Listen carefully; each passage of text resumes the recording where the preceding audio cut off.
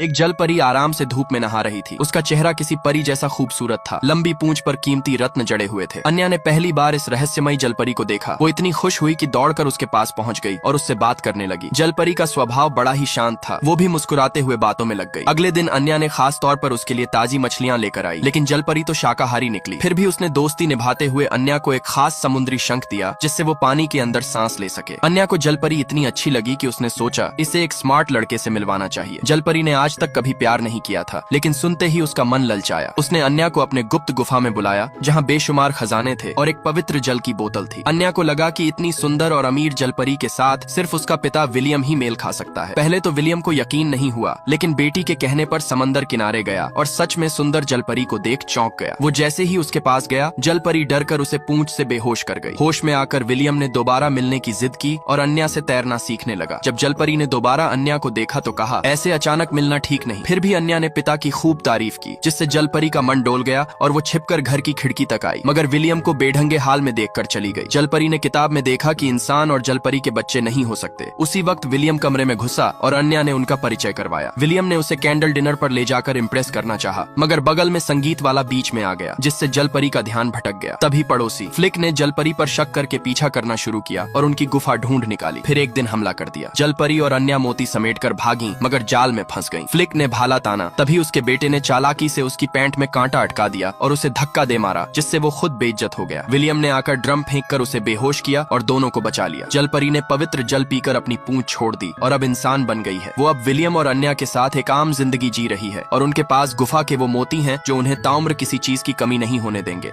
एक जल परी अपने बच्चे को लेकर समुद्र में थी जब मछुआरे ने उसका पीछा किया। अपने बच्चे की सुरक्षा के लिए उसने उसे एक खाली नाव में रखा, प्यार से चूमा और खुद गहरे समंदर की ओर भागी। रास्ते में जल परी ने पानी से सिर बाहर निकाला। उसकी सुंदरता देख मछुआरा इतना मोहित हुआ कि अपनी नाव लाइट हाउस से टकरा बैठा। लेकिन जब माँ लौटी, नाव जा चुकी थी। एक दंपत्ति को नाव में बच्चा मिला जो खुद निसंतान थे। उन्होंने उसे अपनाया और नाम रखा कोड़ी। उन्होंने उसे इंसानों की तरह बड़ा किया, पर कोड़ी के भीतर कुछ था जो अलग था। तेजी से बीते 13 सालों में कोड़ी एक हैंडसम लड़का बन गया, पर उसमें कुछ अजीब बातें थीं। वो घंटों पानी पीता, पानी में जाने पर खुद को आजाद महसूस करता और बेहद तेज तैरता। उसकी उंगलियों से बिजली सी निकलती। वो पानी को देखता तो उसके अंदर खिंचाव महसूस होता, मानो वो उसका असली घर हो। वो अक्सर सपनों में एक औरत को देखता जो समंदर की लहरों के बीच उसे पुकारती थी। उसकी आवाज बहुत जानी पहचानी लगती थी। स्कूल में भी उसका ध्यान पढ़ाई से ज्यादा पानी में रहता। कभी कभी उसे ऐसा लगता जैसे उसकी त्वचा सांस ले रही हो जब वो गीली होती है। जन्मदिन पर उसके दोस्त जैसी ने देखा कि उसकी त्वचा पर तराजू उगते हैं जो सूखते ही गायब हो जाते हैं। उसने कोड़ी से मछलियों से बात करवाई और मछली वाकई बाहर कूद गई। जैसी को यकीन हो गया कि कोड़ी कोई आम लड़का नहीं है। उसने किताबों में ढूंढकर पाया कि कोड़ी के तराजू असली मछली जैसे हैं। कोड़ी को अपने हाथों में बिजली की शक्ति भी महसूस होने लगी थी। वो